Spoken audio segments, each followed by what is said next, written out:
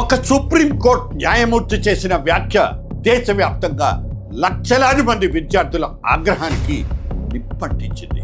అదే వ్యాఖ్య కేంద్ర విద్యాశాఖ మంత్రి ధర్మేంద్ర ప్రధాన్ కుర్చీని కుదిపి పారేస్తుంది.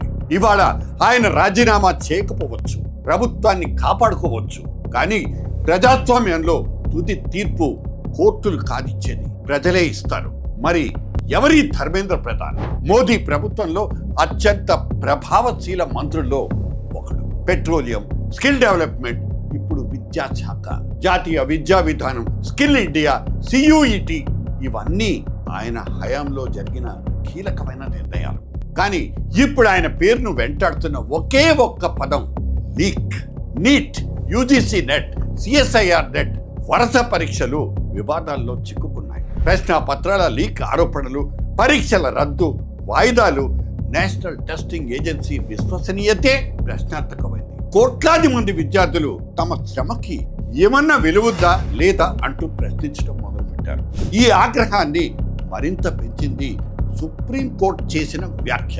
ప్రశ్నాపత్రం లీక్ అనేది కొద్దిమంది మోసం కాదు, మొత్తం పరీక్ష వ్యవస్థ విశ్వసనీయతని, క్రెడిబిలిటీని దెబ్బతీసే విషయం అనే భావన దేశమంతా బలంగా వినిపిస్తోంది. అక్కడి నుంచే ఈ రాజకీయ తుఫాన్ మొదలైంది, కాక్రోచ్ పార్టీ. కానీ ఈ కథలో ఒక వ్యంగ్యం కూడా ఉంది. 1997లో ఒడిశాలో జరిగిన ప్రశ్నాపత్రం లీక్ కు వ్యతిరేకంగా వీధుల్లో పోరాడిన విద్యార్థి నాయకుడు కూడా ఇదే ధర్మేంద్ర ప్రధాన్. లాఠీ దెబ్బలు తిన్న నాయకుడు ఇవాళ లీకుల ఆరోపణలతో దేశం ముందు దోషిగా నిలబడాల్సిన విద్యాశాఖ మంత్రిగా మారిపోయారు. కాలం కొన్నిసార్లు ఎంత క్రూరమైన వ్యంగ్యం చేస్తుందో చూడండి.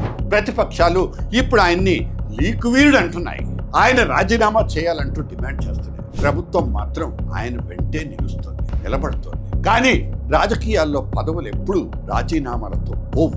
కొన్నిసార్లు ప్రజల అసహనం ఓట్లుగా మారుతుంది. ప్రభుత్వాలు మంత్రుల్ని కాపాడుకోవచ్చు, కానీ ఎన్నికల ఫలితాలు మాత్రం కాపాడలేవు. ఇప్పుడు అసలు ప్రశ్న ఒక్కటే, ధర్మేంద్ర ప్రధాన్ ను విచారిస్తోంది ప్రతిపక్షం కాదు, పరీక్ష రాసిన ప్రతి విద్యార్థి, ఎవ్రీ స్టూడెంట్. ఆ తీర్పు ఏ కోర్టు తీర్పు కన్నా శక్తివంతమైంది. Leaked paper, lost future.